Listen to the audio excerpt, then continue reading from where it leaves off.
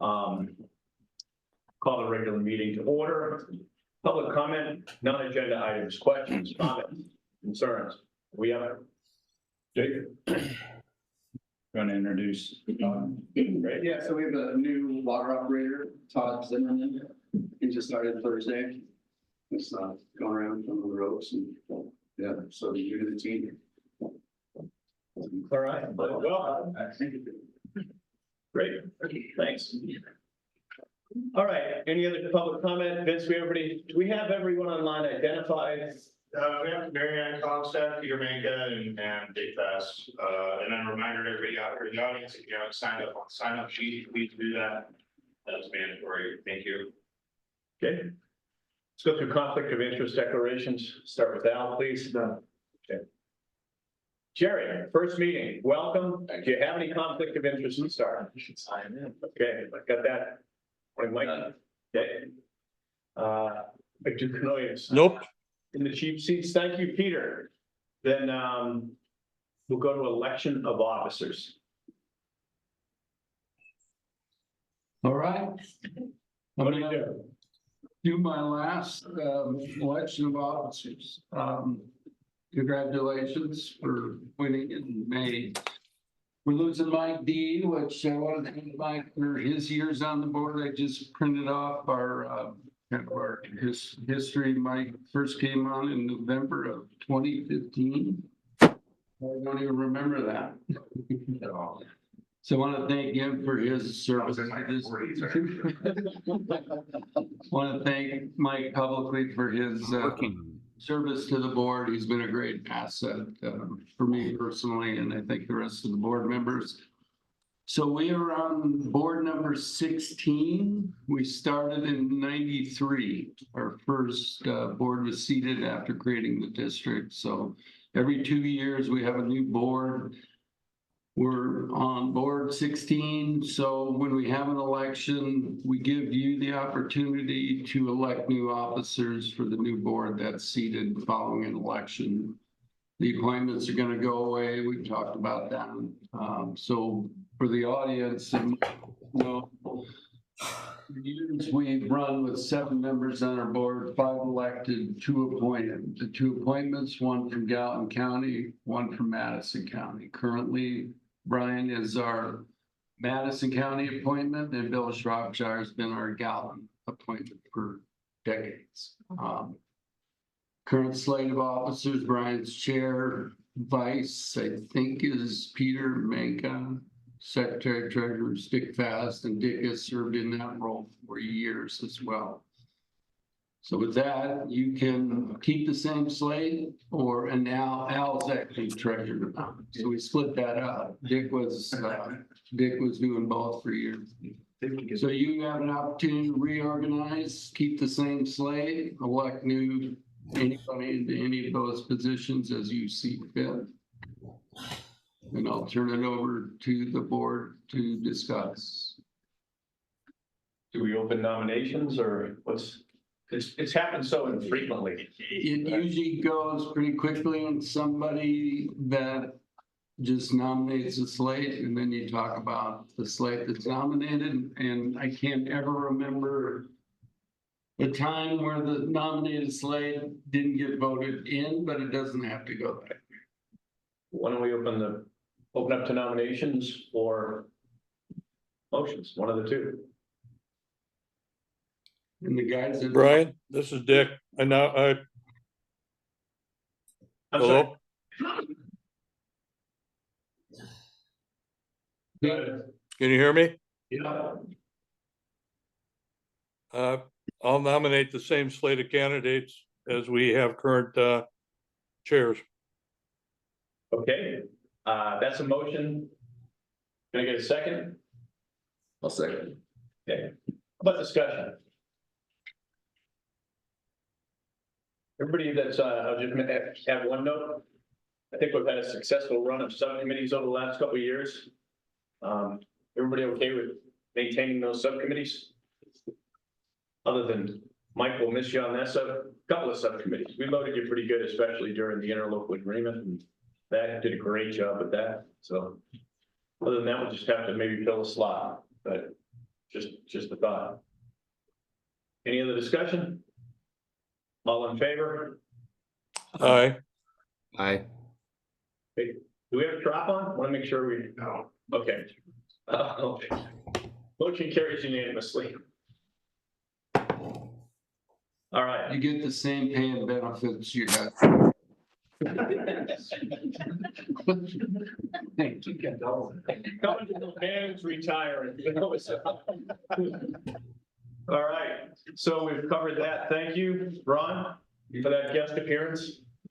No, because we have your plan down. Consent agenda. I always open it up, actually, the consent agenda with you, Terry, even though it's not technically. Before I entertain a motion, anything in the consent agenda that you'd like to discuss? Need to have those buried in there. No, well, the current financials, there's no surprises for the board. Within the board packet, there's a preliminary budget for next year. In that, I'm not going to sugarcoat it. The current rates that we have in place are not sufficient to cover our operating costs. As a result, John and I have talked with AE2S. We're going to be doing another complete rate study that will hopefully be completed around September or so. And so we'll have information with respect to future rates, because the increases that are going to be required are going to be substantial. And I didn't want to sugarcoat that, but that's facts. If the board would like me to go through just the summary of where the budget's at right now, I'd be happy to do that. If you're interested, I can just walk us through the numbers, or we can wait till next month when we have budget and rate hearing first thing at the meeting.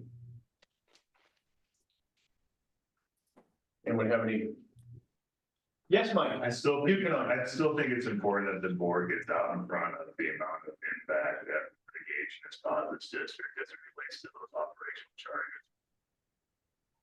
You sure you don't want to stay on this board? No, Yes, you. but I think it's an important to get one story when you're gonna raise rates. So Yeah. what we calculated out the other day was $65 Yeah. per constituent per month.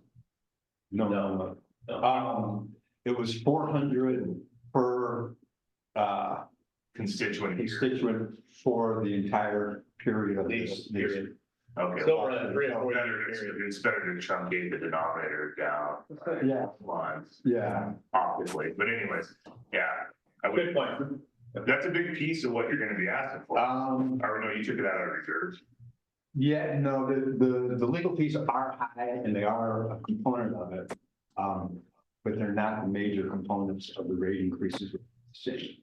The major component is the depreciation on the new plant, the operational costs on the new plant, and then the overall inflation that we've experienced over the last few years, and just price increases. And so the estimates that we had from the engineers. I heard litigation. But I think, hey, regardless of it, I think what you're bringing up, Mike, is we got to put a narrative together. And that's why it's great to open up and stay ahead of it. If anyone else wants to talk about it, it's great. But I think that's an important component, that you're starting to draft a narrative for all ratepayers that should go out in the next quarter or the next yearly budget. Right. And say, hey, this is what it's about. It's not that everybody's down here having a big breakfast every month. And, No. And I also want to say, we've been here before, and, 22 years ago, when we built the other plant, we were in a similar position, not quite as dramatic of the numbers, but we were still in a position where we had to have dramatic rate increases to meet our operating expenses. So we've been here before, and we're going to get through this. We'll have specific estimates on what the future rate increases are probably by September. But for now, we're going with the 5%, which was in the schedule that we had put together when we first started the project. Vince had something I think we just said. Yeah, Mary Ann Comstock is asking, can the board consider a small rate increase now to soften the blow of the rate study results? believe you can do 4% or less without a public meeting. I need to review the statute to ensure it is 4%. I'll answer that, Miriam. We do have a 5% rate increase baked into this budget. And like I said, when I started it, at the beginning of our next month's board meeting, we will have a rate and budget hearing. And so, yes, we will have a small rate increase this year. I think the message is the same, communication. And, you know, this is a watershed moment with the new plant coming online. I think people can embrace that, what's going on, and let everybody know the quality that we're able to achieve. Yeah. Just want to say, we spent an hour and a half on Friday going through this budget in detail. One thing that I've asked that we include in this rate study or as a supplementary piece of information is to take a look at what other comparable rates are in the area. So we can see based on what the rate study says, was that, you know, in the range, or is some of this running a plant like no other in the state of Montana? So we can explain some of those answers and better understand why our costs are what they are and how that compares to what other people are paying in the area. Something else we can put in there. The other, people like to understand it even at a higher level. I think last time we went through a lot of the struggles was with the water side of things and just having to go through some of those capital improvements. So talk about, that was water. Now this is treatment, and this is where we're going. So the path, present, future, but that's great to have the comparisons. Okay, anything else on this? Okay, so this is the consent agenda. That's some discussion in it. That'd be a better topic next month to go a little deeper as we look at budgets. I'll entertain a motion on the consent agenda, please. So moved. Okay, second? Second. Okay, Mike Wilsinski, second. Any other discussion? All in favor? Aye. Opposed? Motion carries unanimously. Great. All right, thanks, Terry. Before we get started on the subcommittee meetings, we have a couple of updates that will be done, but Mike Duquesnoy was Gallatin County Project Committee. So we will need to replace Mike on that committee. And then we have a new committee that will be starting, CIP Development Committee, which will help us build our dedicated CIP and capital maintenance, repair and replacement funds.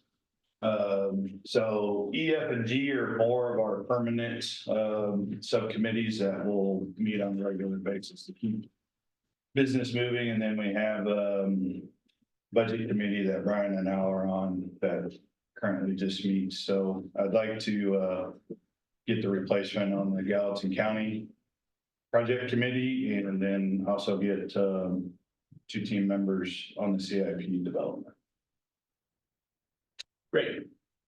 And Dick, since you may have an abbreviated meeting, isn't it nice not to see the pond committee on this agenda?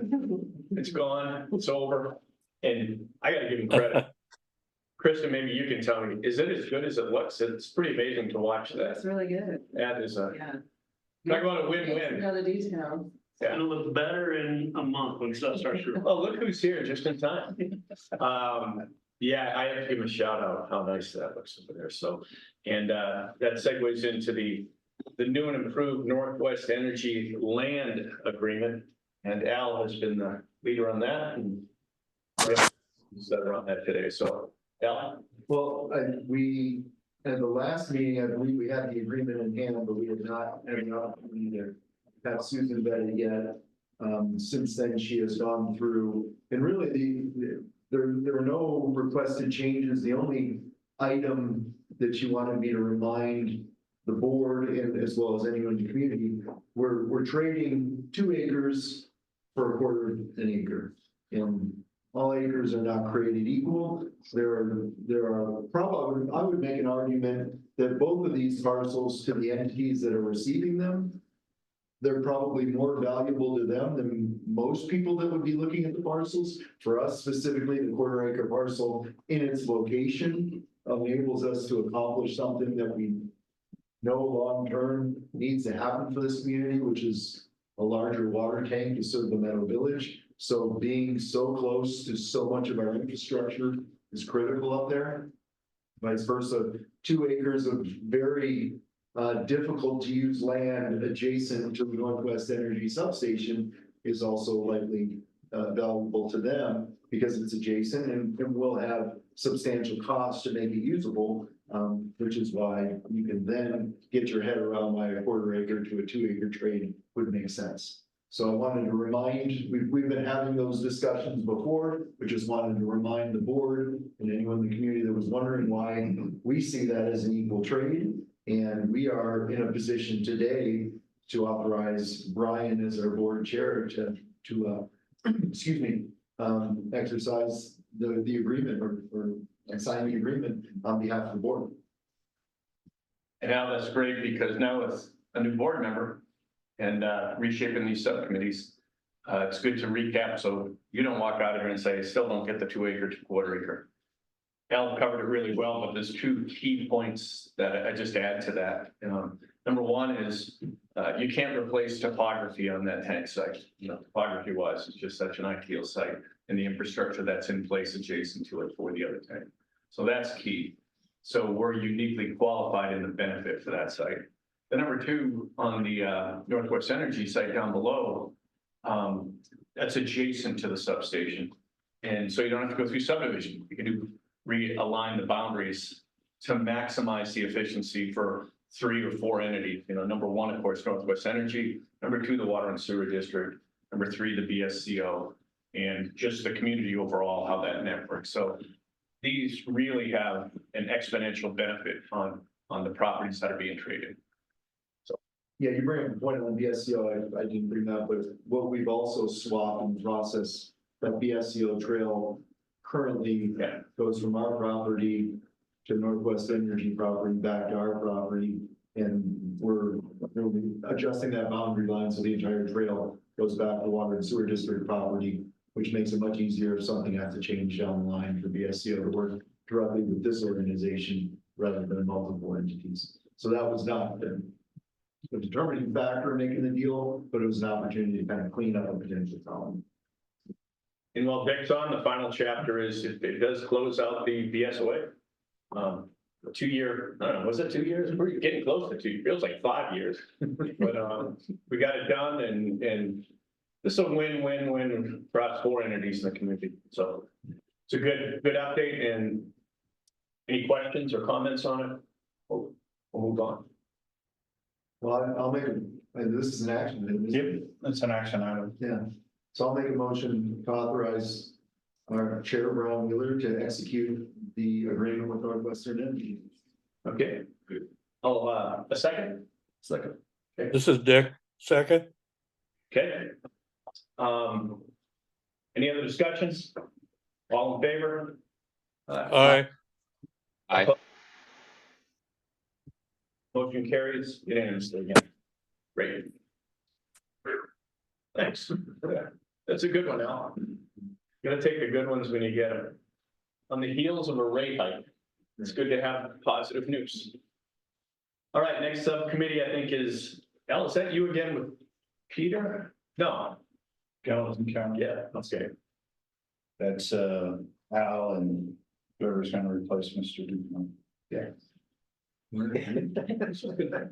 Well, I got so used to Mike always giving these reports in the past, but I can say with confidence, we have not met since our last meeting, so there's no update. Well, we do have a presentation and Kelsey is here to give that. Well, it's not in Gallatin, isn't it South Canyon District? It's Gallatin Canyon Water Sewer. I had to look twice in the door when I walked in. I said, oh, yeah, Water and Sewer District. Yeah.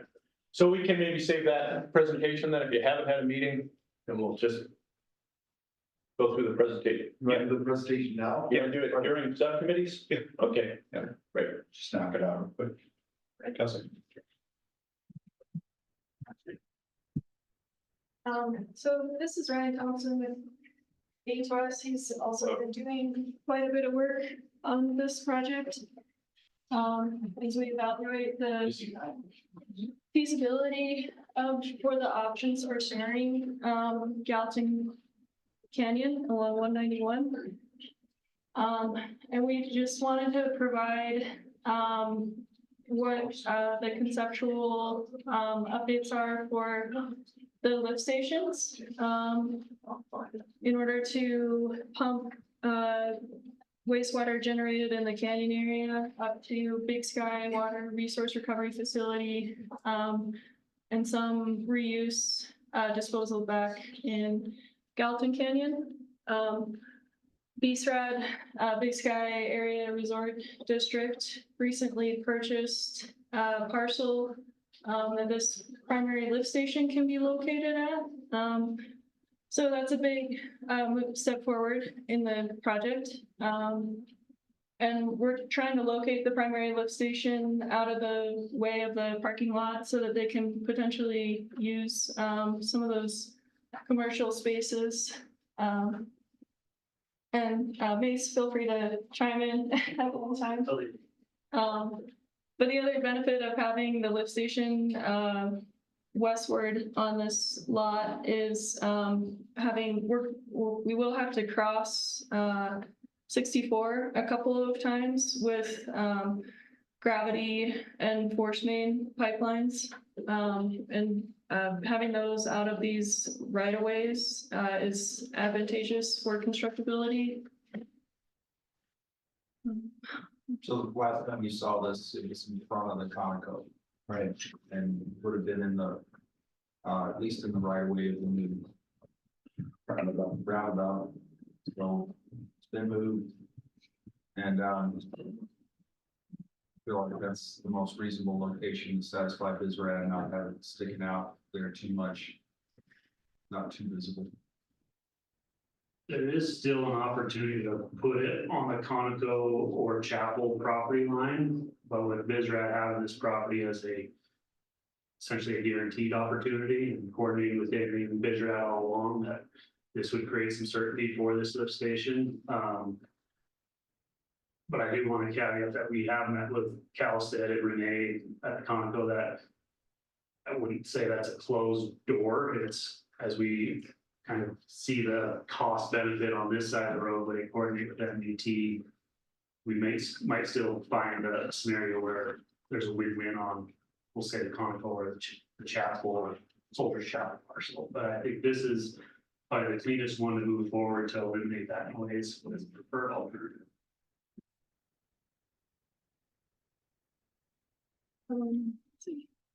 Just to remind everybody, so Mace and WGM are the prime for the Canyon District, and we're their sub. And then for you, for Big Sky Water and Sewer District, we're the prime, and WGM is our sub. And the scope boundary for those two projects is essentially the intersection of 64 and 191, where the two different infrastructure projects are connected. This is one location for one option for the second lift station. We evaluated just a single lift station, but given system efficiency and slug loading to the water resource recovery facility, the project team agreed that 2 lift stations made the most sense. And so we're evaluating where that second lift station can be located within the 64 corridor. This is on the Grimm property.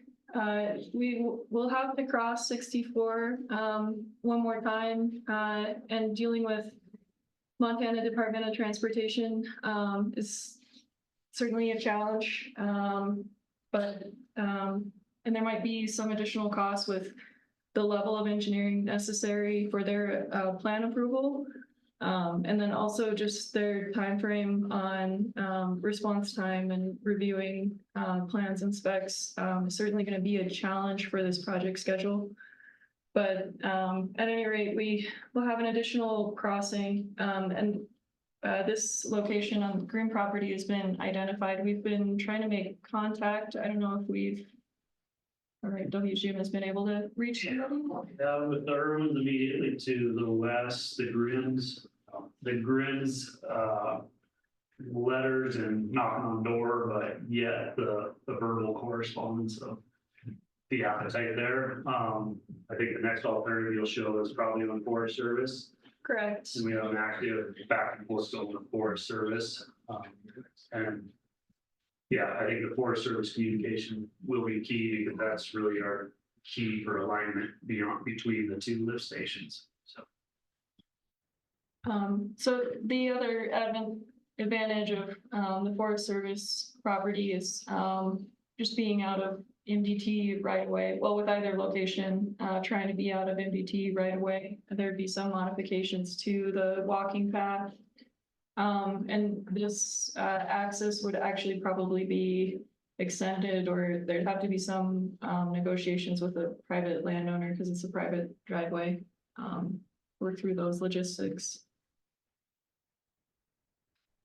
So as far as pipeline alignment goes, there's two pipelines, force main and a reuse line that we would like to route along 64. 64 is a really complex corridor to try to construct pipelines on, sandwiched between the mountain and Gallatin River.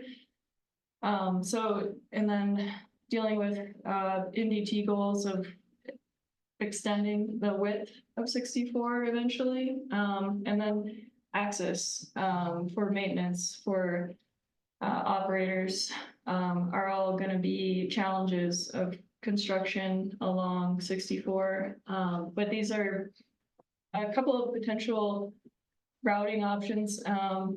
Originally, we had talked about bringing the force main and connecting into the inlet siphon, and then transferring the wastewater to the wharf for treatment from the siphon.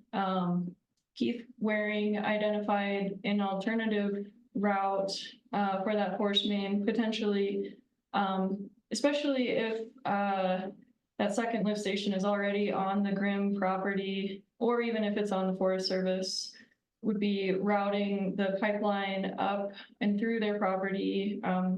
And this landowner and behind on the district-owned parcel directly to the water resource recovery facility. Connecting to the inlet of the new wharf is not going to be an easy feat. It's already kind of full of pipes, but we're thinking we could probably drop into that potentially for the canyon area. The disadvantage of connecting directly to the water resource recovery facility is that you lose the ability to bypass to pond 2 if you have peak flows. So you kind of lose that security blanket buffer, but obviously the significant advantage is not being pushed into siphon improvement or modification projects right away to handle the additional flows to the siphon. That's essentially has a capacity for the phase 1 flows, which the Canyon Area District isn't really part of the phase 1 flows or capacity at the wharf. And the reuse line would still likely probably connect to the wet well that's at the reuse storage ponds. And that would deliver reuse water back down into the canyon area by gravity.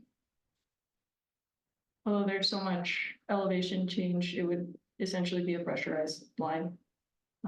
And yeah, I'll supplement on the alignment front. We have met with Mike Calstead.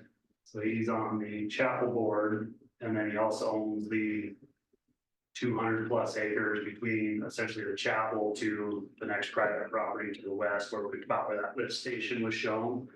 We broached the topic of running the alignment completely on his property, and he said, don't plan on it.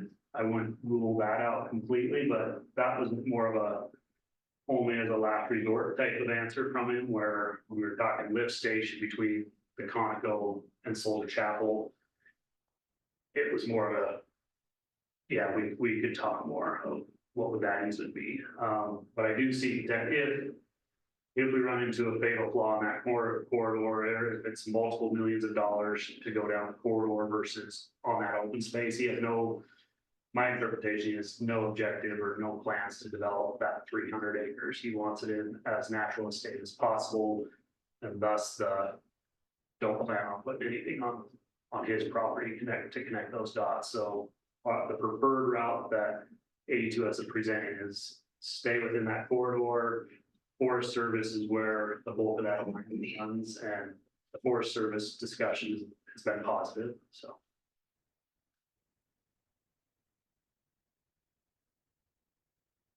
This is just a preview.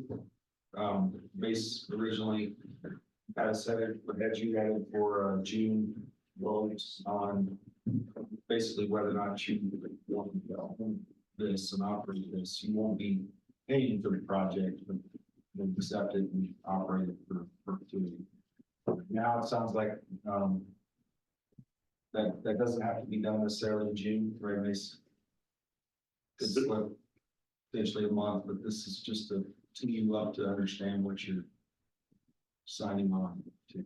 Yes, as far as dates go, the BSRAD interlocal agreement with BSRAD, Big Sky County Water Sewer District and Gallatin Canyon Water and Sewer District is the feasibility deliverable of June 30th. Feed that information to your board to decide whether you want this project to advance as laid out in the original interlocal agreement that earmarked $12 million for this project. So that's that June 30th deadline, is give you all the information that we have to date as of June 30th. And it's really discharge feasibility, cost feasibility, and logistical feasibility. The easement coordination is really the logistics. The costs come down to essentially the cost benefit to Big Sky Water and Sewer District specific to this corridor. And that's a debate that's completely in your hands. The Canyon District is prepping a plan B of a go-it-alone water resource recovery facility. This Highway 64 infrastructure is not in the best interest of your board, is my generalization of that July and forward exercise. And I think that's where a joint committee meeting kicks in, and probably before that to get the two districts talking of here's our findings, and then BSRAD part of that discussion.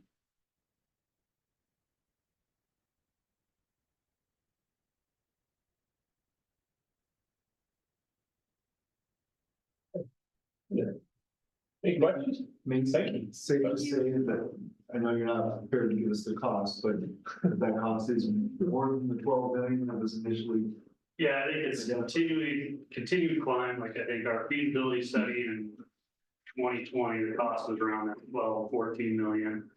The PER climbed a little more, and as A2S identified site and all these other ancillary, it's climbed even more. And A2S will be nailing that number down as things solidify. Yeah, we may want to see the alignment alternatives and the locations where basis of design for putting these lift stations, and then come back next month, talk about cost estimates, so that you just feel prepared to weigh in on whether or not you want the project to move forward or not. I think, one thing too is there was 3 easements needed. There was a corridor along that power station that would also have to be looked at. Couldn't really see it from that alignment. Alternative B. Yeah, I think down there, he's coming right by it. We have to vet that out, make sure we can pop into the influent channel with that alternative, but it does avoid a fairly complex construction project having to do with the siphon, which is sitting in that berm out there. It's not the easiest thing to break into and expand. It's a complicated project.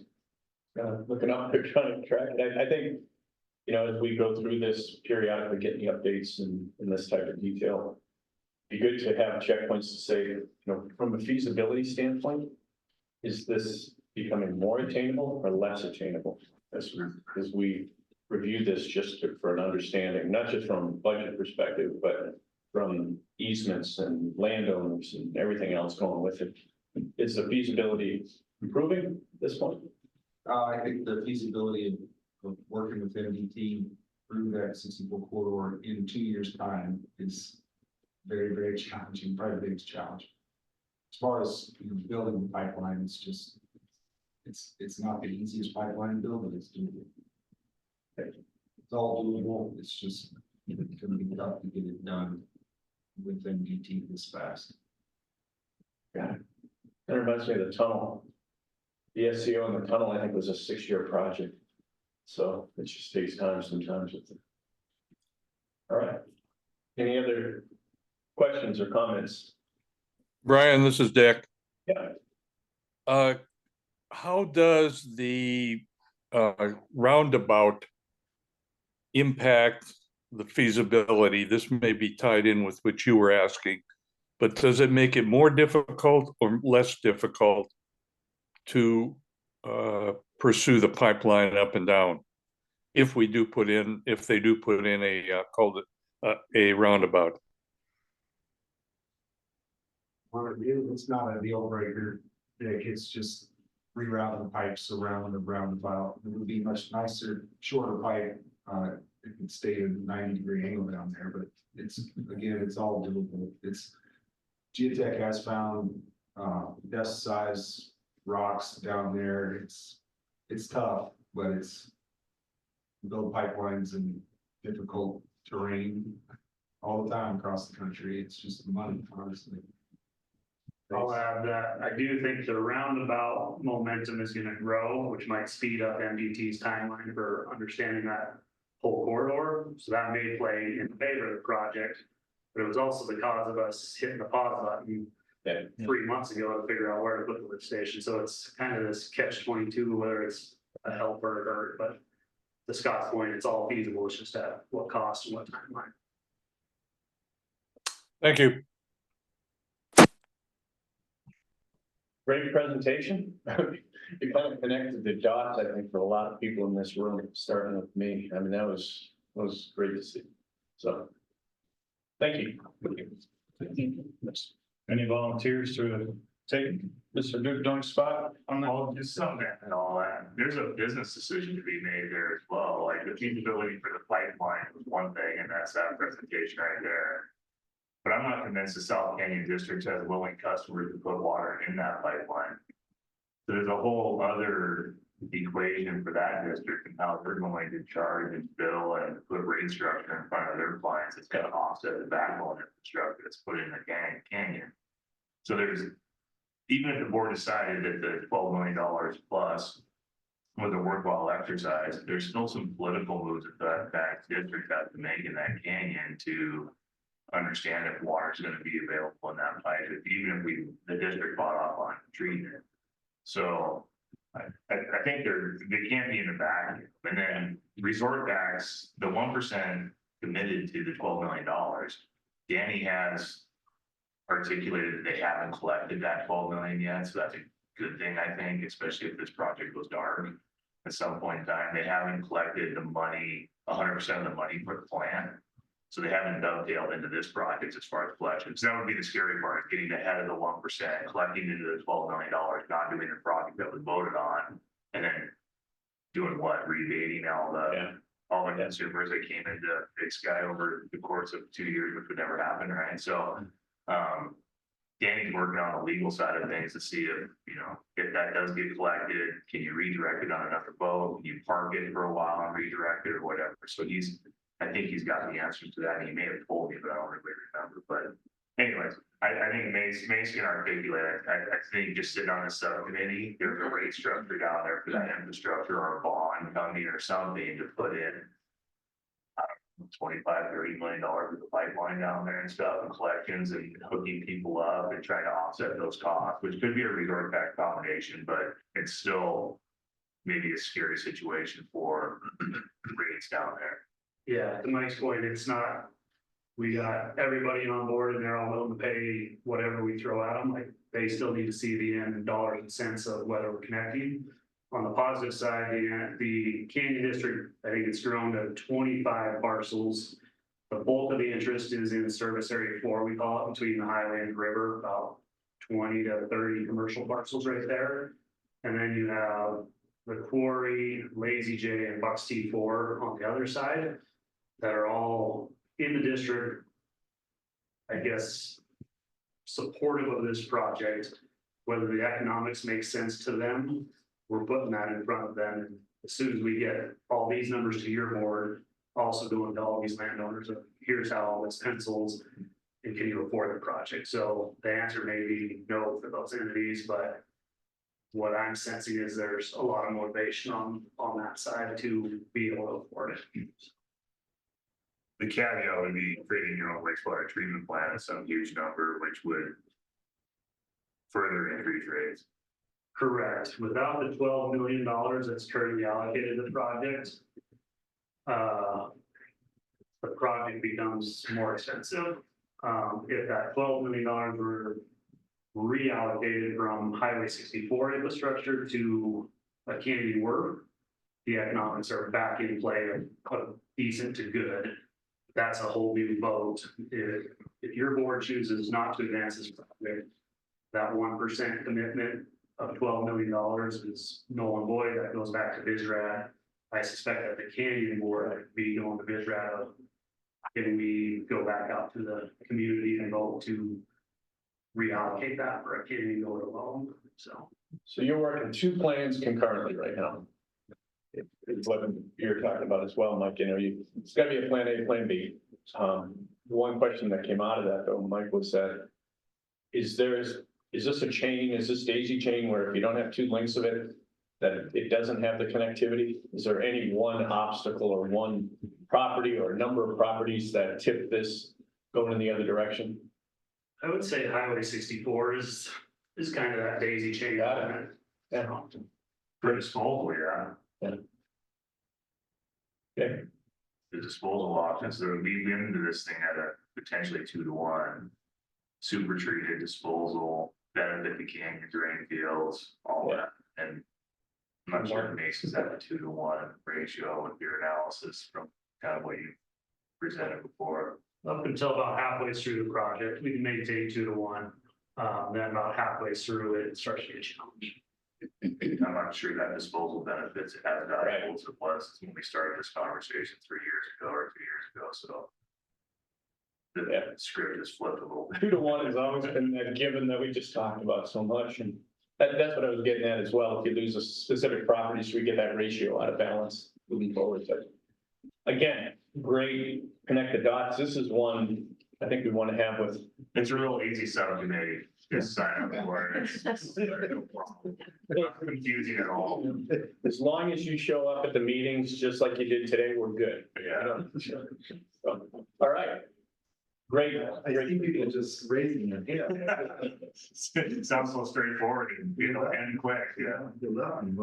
Well, we do have a newcomer, and the other thing about this board, if you don't show up, you get to go to put on a committee. So even if one of you show up, you get through it. I take that. I'm probably interested. I just know what I know about it is what we just watched, so. We'll learn. So We'll learn. what I'm jumping into, yeah. Well, why don't we can maybe reach out to other board members when we're done here. Yeah. I think Dick's quiet because he's had that same issue where it seems like Dick gets put on things frequently. But again, the good news is, Dick, is that the pond committee's done. Anything else? Great. We'll move on to Flatiron. I'm gonna put Flatiron in. Do we have John on today? No, I don't think so. John Olson's on. Great. All right. Well, then we'll go to Flatiron and Mike, we haven't met on this or anything, but not to make it an excuse. We're waiting on a couple legal opinions that are critical here. And I did have it planned, knowing that Ron was going to be here, to say, hey, Ron, we need some help with getting some of these legal resources necessary that we can have a subcommittee meeting. We can discuss what the opinions are associated with this. Because right now we're kind of paralyzed on it. And again, it's not like you and I don't talk about this every week or every few days. We got to get some traction here, and we're going to have to put some definitive deadlines on this. it's just, we can't get on that path. I will open it up since we're on, the first item for subcommittee, unless you have anything, Mike, as well. We have Chris in the, audience here, and we also have Michael on line. Do you have anything to add right now? Do you have any updates or anything that you're working on that you want to talk about with? I think our timeline's your timeline, so I think we're waiting for the same legal opinions, as soon as we can sit down and talk about how to move forward. You know, and it doesn't mean we're not working on the side on some of this, and then looking to be able to validate either the assumption or the direction that we're going to recommend as a subcommittee. But we have to get those. But we can talk about all day long, but unless we know what our legal opinion is, we're going to be kind of on pause. So that's that. Michael, did you have anything? I did not. We are kind of in holding. Okay. All right. Brian, Dick, Yeah. where does this stand before Gallatin County Commission? That'd be a good update, guys. From a planning perspective, not necessarily from a legal agreement, O2 agreement. Right, so we let the Gallatin County know that until we solidify water and sewer for the Flatiron project, that's our first and only goal right now. There's no sense in doing anything else on Flatiron until we have water and sewer sorted out. And so the Gallatin County is well aware that we're working directly with you, trying to satisfy that condition of approval. And we see that as the gating factor. And so we'll continue to focus on it with you. And Gallatin County knows what we're doing. Okay. Well, Mike, if we're going to have this committee, we probably should integrate a call with, or a direction with our legal team. Say, where are we going with this, rather than spin wheels for another few months. So, and again, it's dovetailed with Spanish Peaks, which I'll transition into. John, did you have anything you wanted to add to that? I know it's uncomfortable. We shouldn't be waiting this long on some of this. I know Johnny is, again, working on everything he can at this point in time to assess the position so that we can validate his direction. But for this next meeting, I really want to see if we can bump the importance and the accountability on that. That's all. And if we could do anything to help, you would just let us know. I mean, we've just been trying to be patient, not trying to push something that we know you're working on as well. So if there was something we could do, just let us know. Okay. I'll go back, John. Anything you had with that? No, it's just the same boat, just waiting to get on the agenda and push this forward. Well, it's getting there, and we feel the same way. See if we can tip this between now and the June meeting. Dick, That'd be great. thank you. Dick, anything else for you? Any thoughts or direct? Get some. No, I think we're in limbo until we get to legal and then we start talking again. When we circle up the meeting, talk about, again, engaging Ron or something to, work through that. All right. Compliance committee presentation. Yeah, the compliance committee was formerly the pre-treatment committee, but we've added the water element to that, so compliance has kind of been more of its role. But Scott is gonna give a little presentation on some new regulation that's coming our way on PFAS.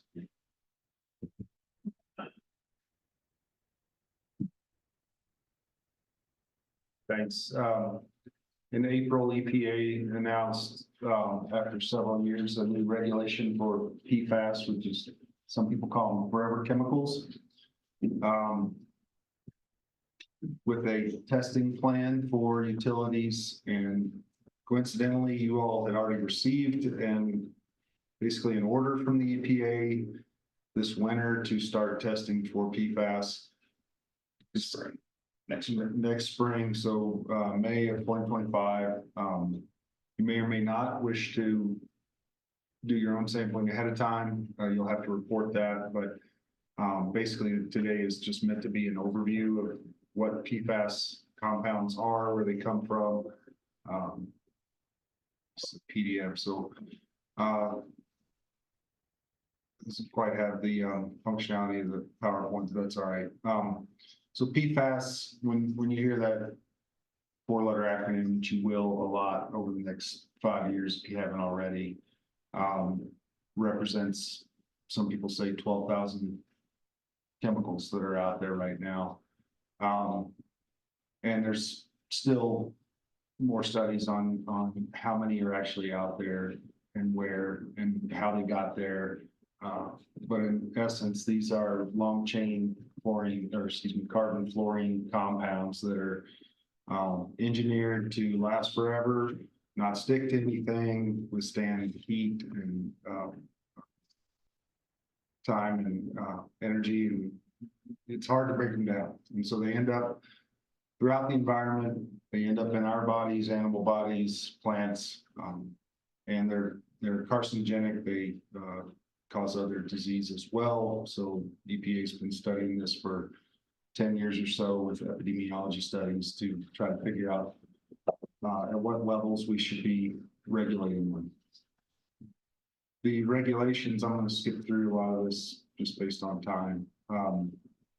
Just came out April 16th after over a year of public comments, over 120,000 comments received.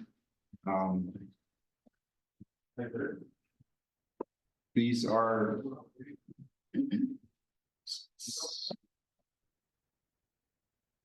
nine compounds that they've decided to regulate at this time, again, out of over 12,000.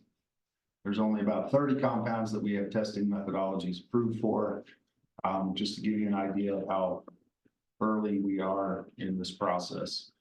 But the original PFAS compound, PFOS and PFOA, which were manufactured starting back in the 40s and 50s, and are the most generally believed to be the most toxic, are regulated at 4 parts per trillion. That's equivalent to 4 square feet in the entire state of Montana. But essentially the public health goal we've also set for these 2 compounds in particular is 0, because we believe that any presence of this in our bodies is carcinogenic.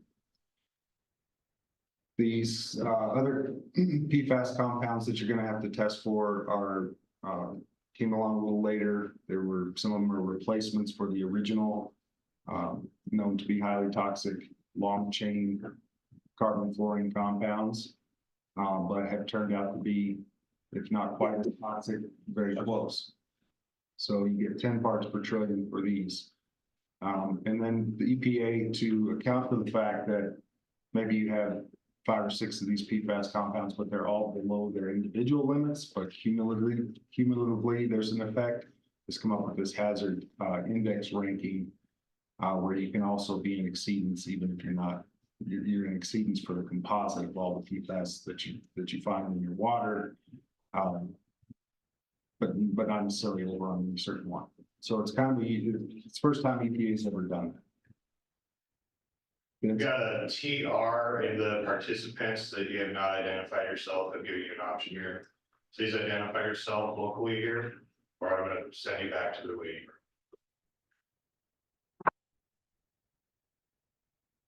room.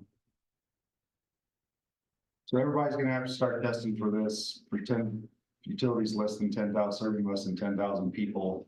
The sampling protocol is a little less intense. The testing for these is very intense. It's about $400 a sample. Energy Labs has the technology.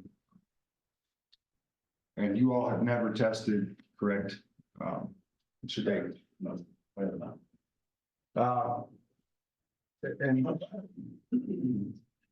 you have deep wells. It's not a given that it's there, but lots of people that have deep wells have found the compounds in their groundwater, so it wouldn't be a shock. There are several ski areas in the United States that are finding it in their groundwater beneath ski slopes because of its use for 40 years in ski waxes. How it breaks down and moves through aquifers is, you know, a whole science unto itself. Whether it's a long chain, short chain, whether it's a sandy aquifer, fractured aquifer like yours up on the mountain. So we'll just have to see if you have it or not.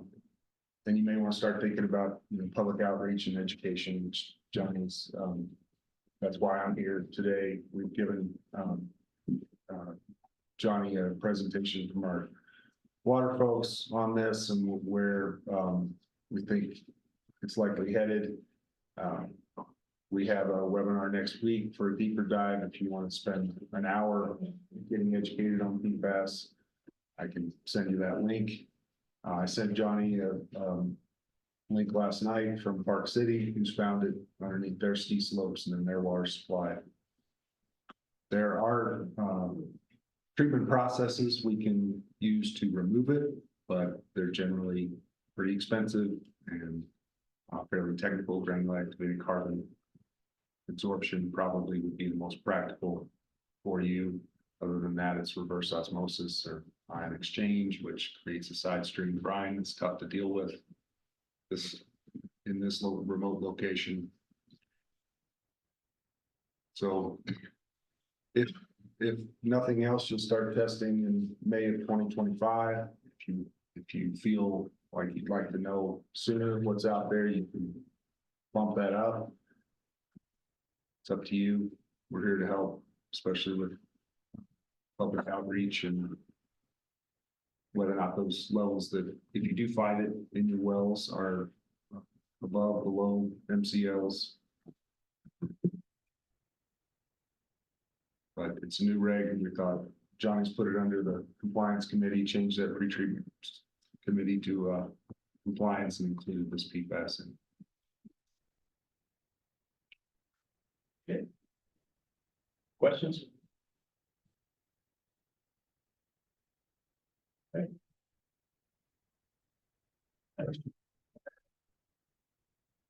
Policy and benefits, sir? We've met, Amy and I are working on our summary of changes and should have that out hopefully next week. We got Ben Hound and Gina to get us some of those numbers that she's finally gotten. So we have it pretty much done. We're just waiting for that stuff. So we should have that out for review, and then we can meet again and go forward from there. So. Anything else? CIP?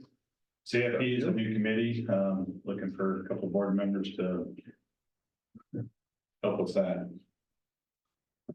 Couple, huh?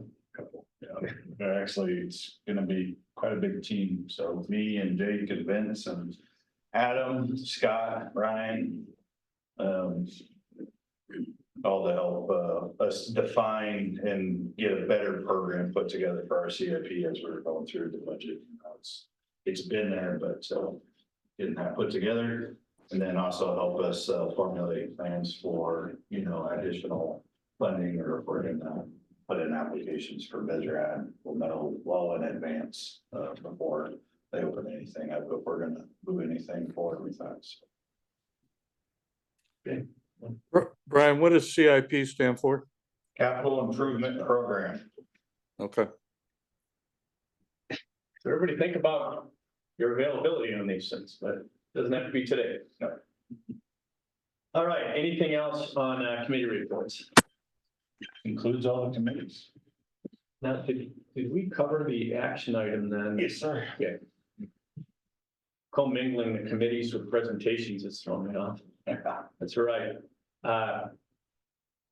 Scott, glad you didn't go anywhere. You've got the floor for the next 1, 2, 3, 4 items. So sit tight. Yeah.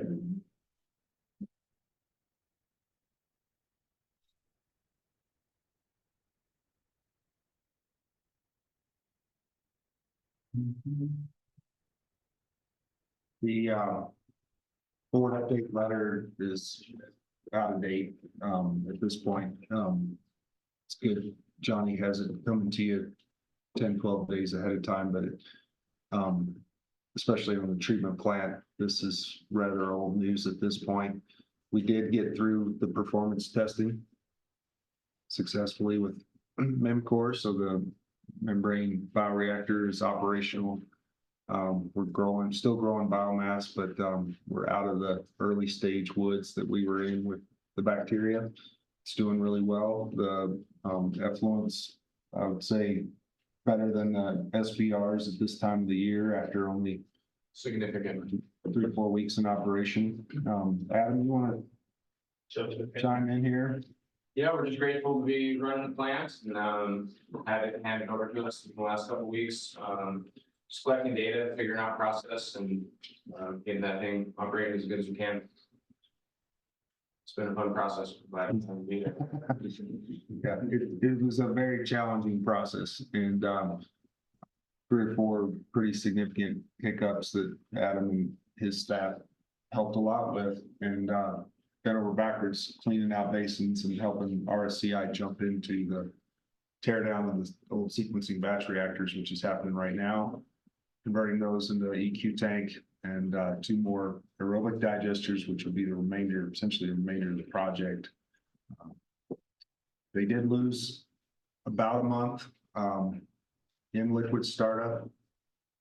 They would like that documented. They don't necessarily want to use it, but they want to protect themselves from liquidated damages. And I haven't seen the official, haven't dug into the official request with Chawler enough to make a recommendation. We started to try to stuff that on today's agenda, but we had a busy enough agenda and a new board. So we wanted some time to let folks get back up to speed on where we are. Come back in June with that formal request to recognize that the liquids treatment milestone slipped by, we say, I think 32 days. They're asking for 39. We'll settle on something there and come to you with a recommendation. Trent and RCI and Daniel, they don't want to use it. They want out of here. You know, they're now 14 months beyond what they planned on. They've got a plant in West Yellowstone cranking up.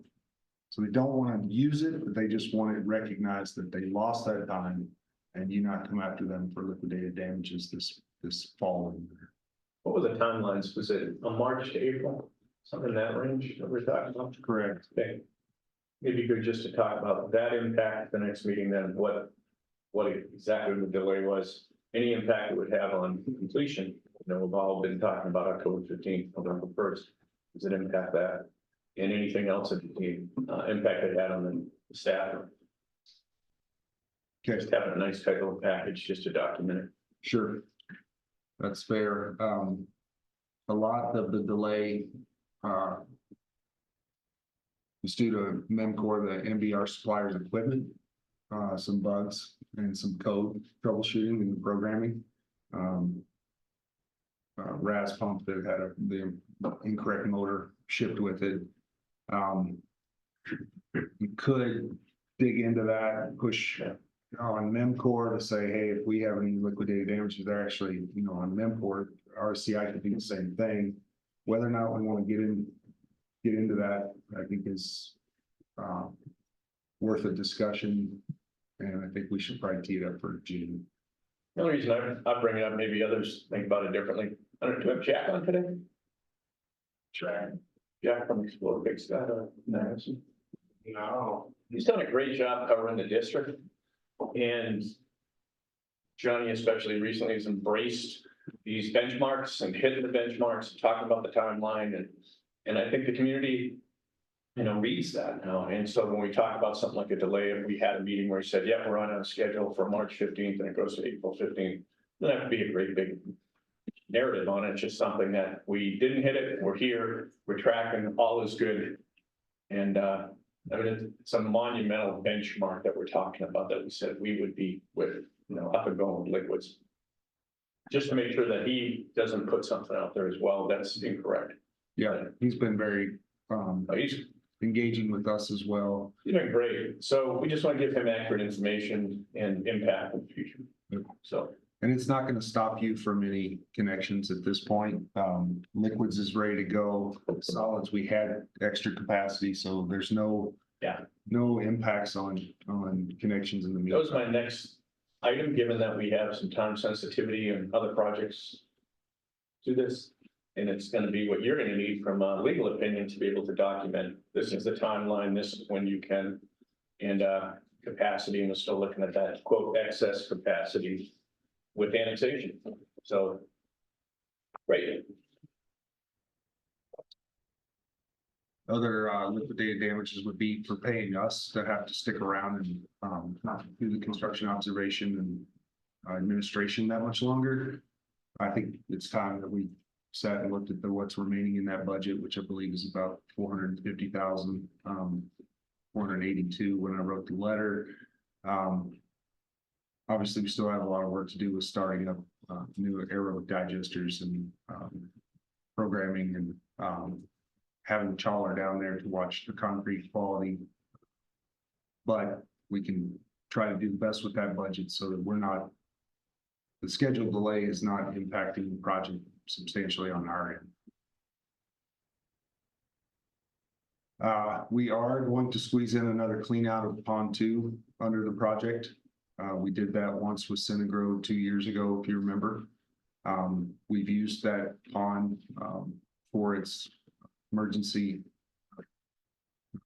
storage capabilities during construction. We've had, as we anticipate during construction, some hiccups, thrown some wastewater over there and brought it back, but that pond has accumulated some solids. We want to start afresh.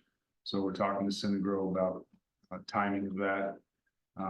They're going to come Friday and do some testing and put together a proposal for our SCI, with the point being that we can get it done under the financial note of the project rather than it coming out of the district's budget. So you pay it off over 20 years versus having to pay it out of pocket.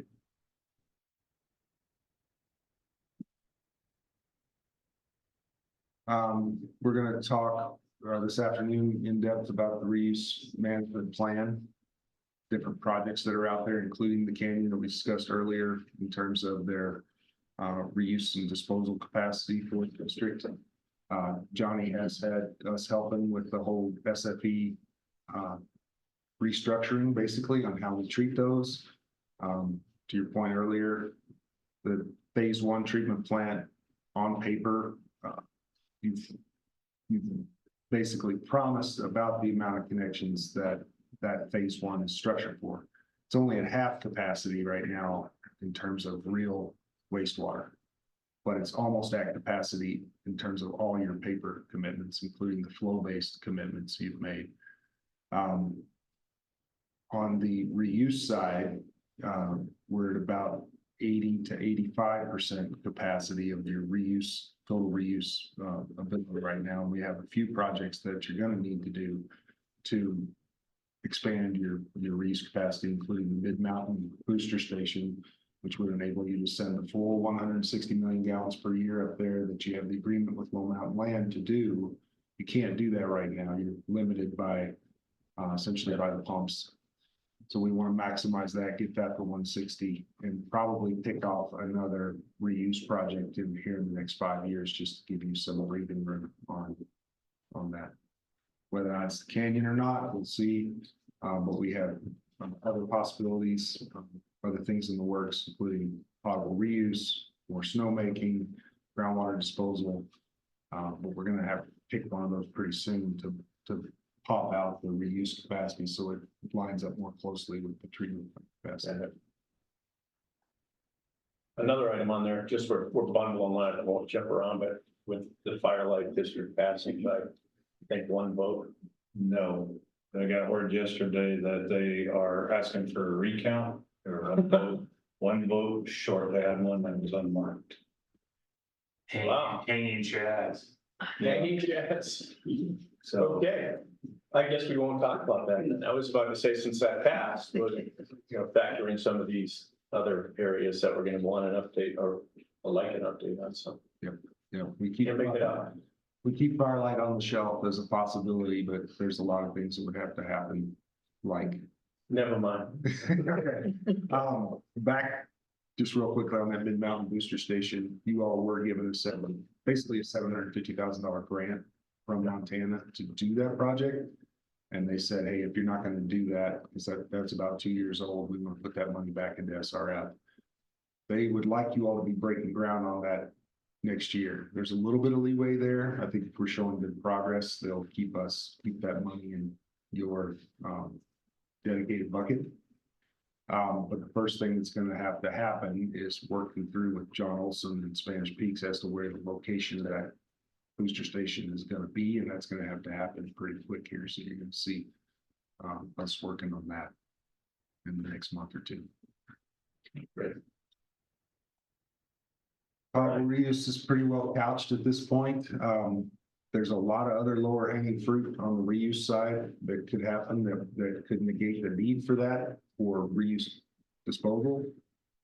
And whether or not you ever need that for drinking water supply, I think needs to be revisited now that you have these new well development results from this past year. And you'll cover that in the water master plan that's ready to be advertised, if not out for advertisement, but basically take Mark Cunig's work and Pat and Ron's work with the wells to see how far does that push out the need for additional drinking water if you brought that water down to the another village. I think we pretty well covered Gallup Canyon wastewater collection and disposal. We'll have more for you on that next month. And I think we probably should have a little workshop with your crews to talk about whether we are upsizing the siphon or going around the horn to tap straight into the headworks.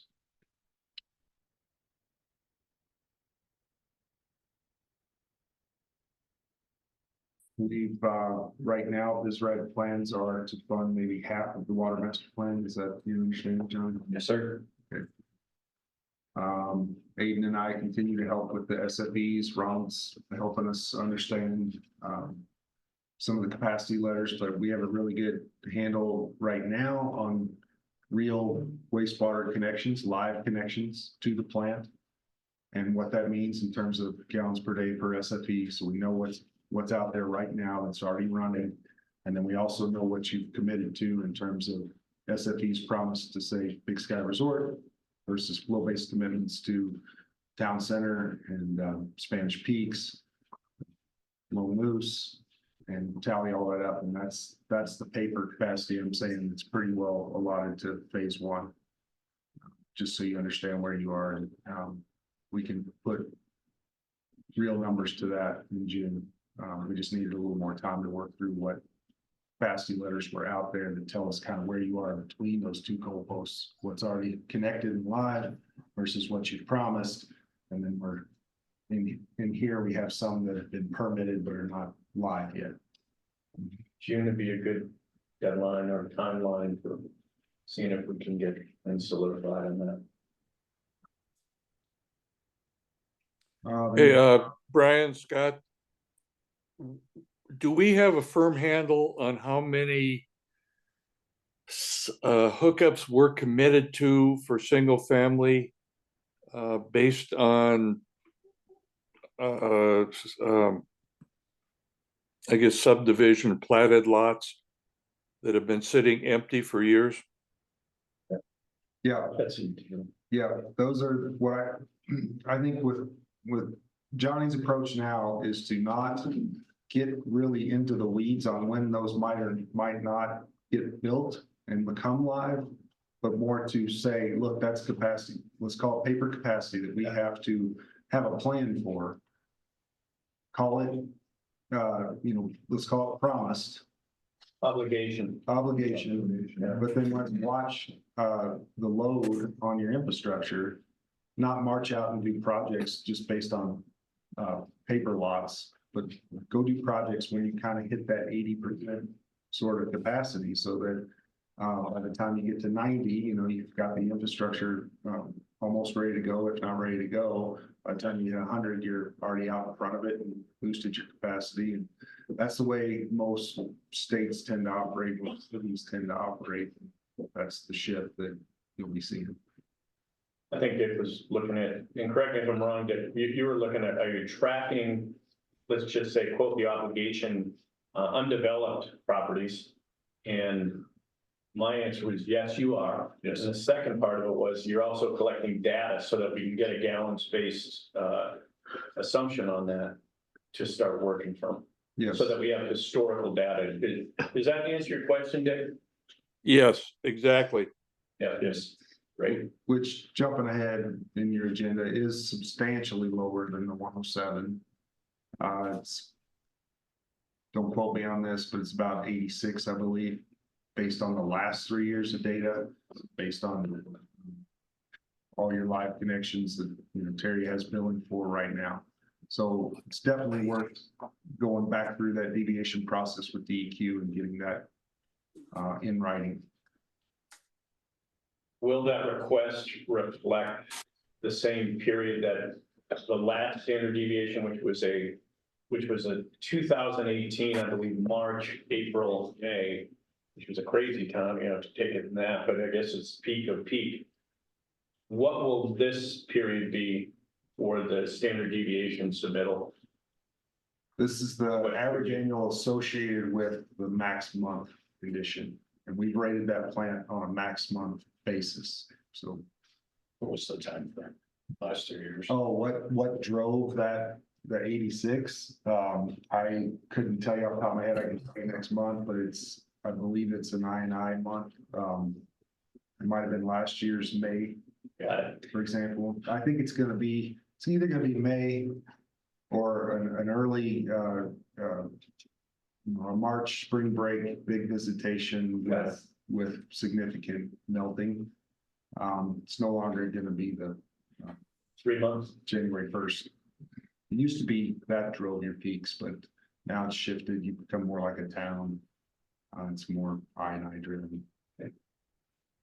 And I&I is something that your crews continue to bang away at and do a lot of good. And so that's why you want to revisit it periodically too, because some of that reduction is could be from not having a big water year, but some of that reduction could be because the system's gotten tighter because you've done a lot of work on it. Yep. Okay. Thank you. Budgets just quickly are all in good shape other than district engineering services, and I have an amendment with me for Johnny and others to work out later this afternoon. Just that district engineering services has been a on-call budget you have with us to basically be your city engineer, district engineer. So just refreshing that. We've been doing that for you for, I think, 5 years now, and spending roughly $100,000 a year under that. And we talked about maybe putting 150 in there. It's as needed. We don't use it unless you call and say, hey, give me a capacity letter for this, or work with SFEs with me on that. Essentially anything that's not big enough to warrant its own dedicated amendment, basically dedicated project.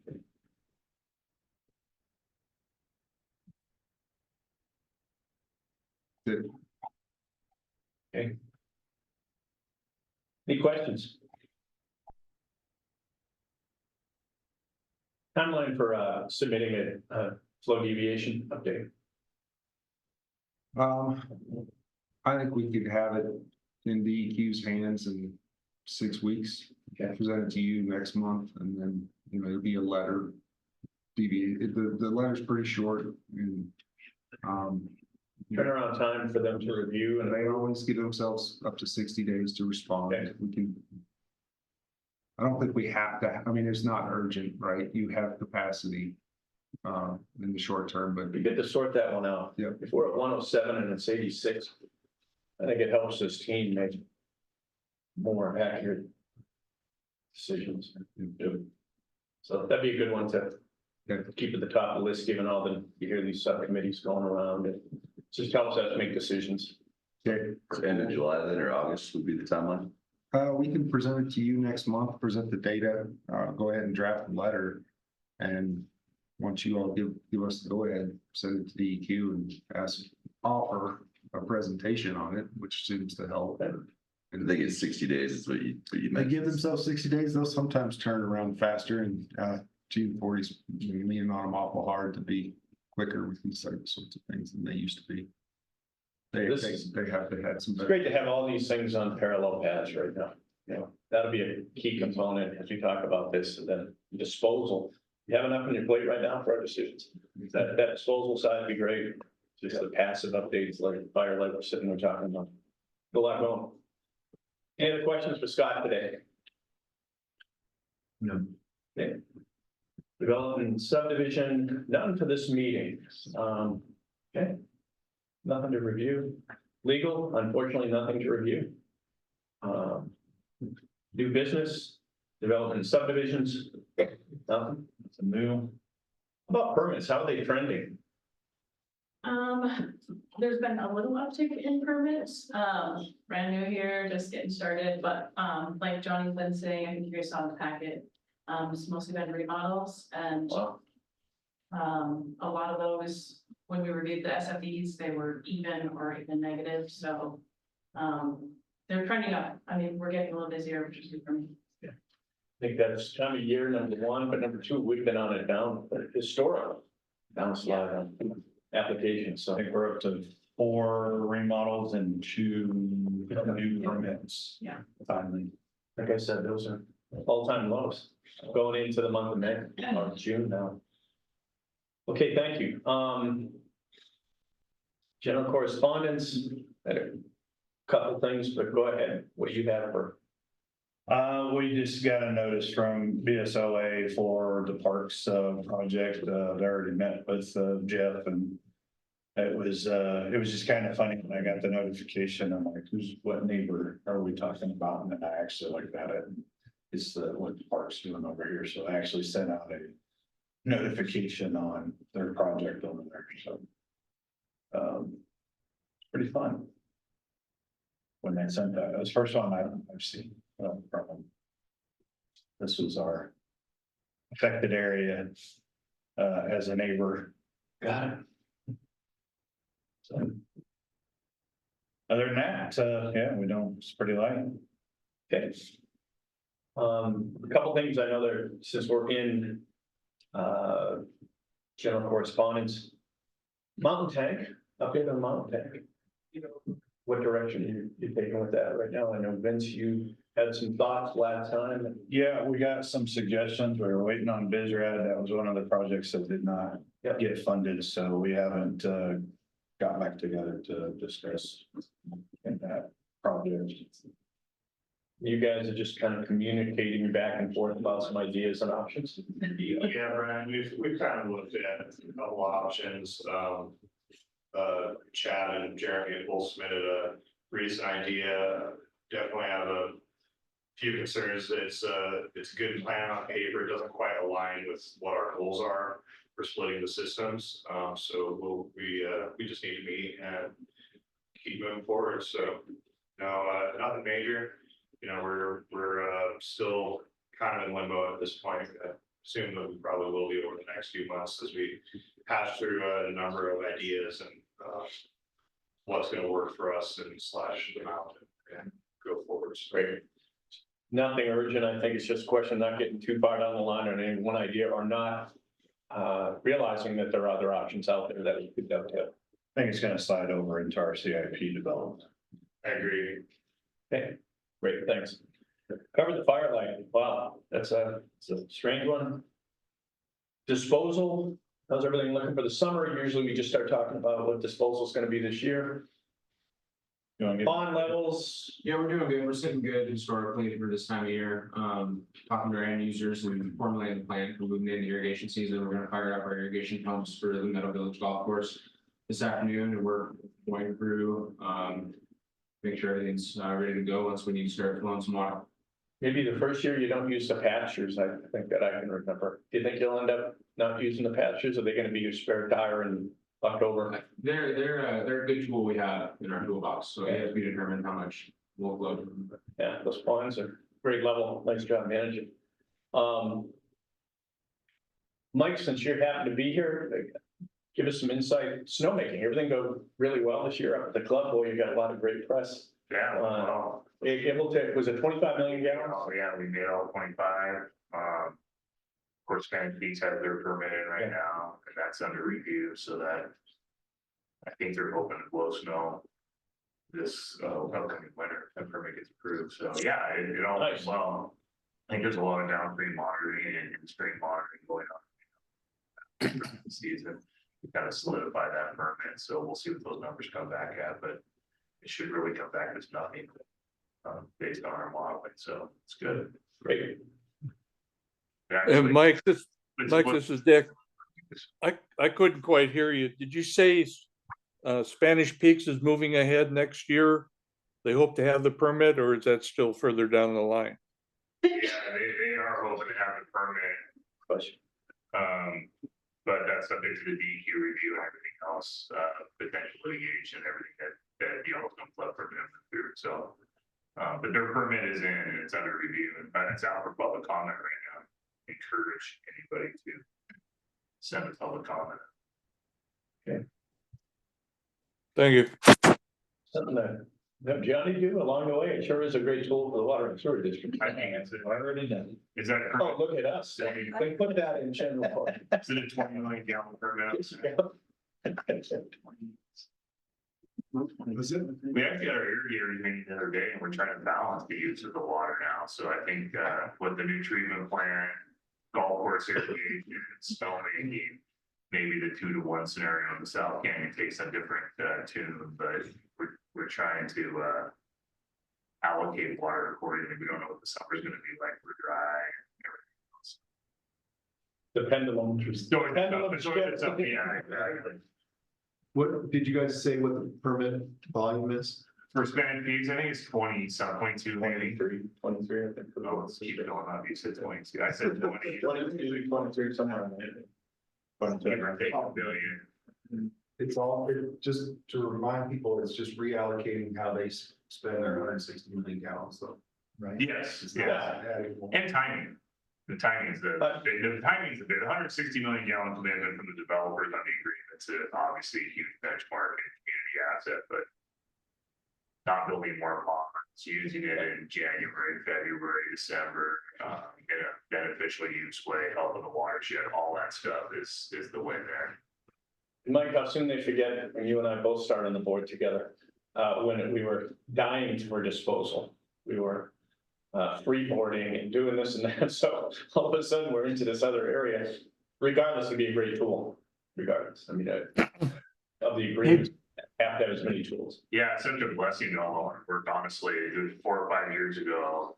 Brian and I would call each other every day to see how many inches of the pond were coming up, and they're at the top, and we were talking about irrigation season, and it was raining every day. And now we're actually having meetings on applications and proper applications of where water needs to be put. So I think it's planned all the way around. Yeah. And now we have the super treated water on top of it. So That disposal team was really an accomplishment through the years. yeah. I mean, that was stressful. It was stressful in May, driving by the ponds, you on your way to work and me just swinging down and licking them real quick. And Volunteer stress. yeah, I mean. Volunteer. Still be there, don't feel like that'll never happen again. They don't rain on our parade, okay? Yeah, you know. I mean, you did already tell us we're at 85%, so I can. Hey, I'm taking the win. 2 more points. Wells, flattering wells. I call them the flattering wells. Flattering wells. Is that all buttoned up now? I know you're talking about well 9. Redrilling well 9? Yeah, that's probably gonna fall underneath the CIP development project. So we were waiting to get our legal interpretation in so we can move forward with the subcommittee. Everything hinges on that. Yes. John did just chime in and said it's 44 million. Hey, Mike, I'm done asking just for the record. 44. Yeah, I saw John. He's like this. So 23 is phase 1. I thought that was- Yeah. 44 is both phases. Yeah. So you get a pass. You were close on the 20. It's already between lines. My question didn't say what's phase 1. Yeah. It's a tough board. I'd run if I were you too. Welcome, Jerry. So you got the wells out of the way. That's it. Anyone else have anything that's kind of hanging out there? Yeah, Brian, Dick. We've ever had, but go ahead, Dick. Yeah, I just want to thank Mike for his service over the last, is it 8 years? Yeah, 9. 9 years? Yeah. Appreciate all your technical support and help and information and clarification for us non-technical types. It's been much appreciated. and we're gonna miss you, but don't be a stranger. I don't suspect you will be a stranger anyway. It's a good run. No, thanks, Dave. Yeah. All right, anything else on the board? I think I'm forgetting. Well, great meeting. Entertain a motion to adjourn. So moved. Second.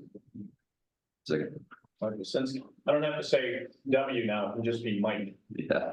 All right, all in favor? So much easier.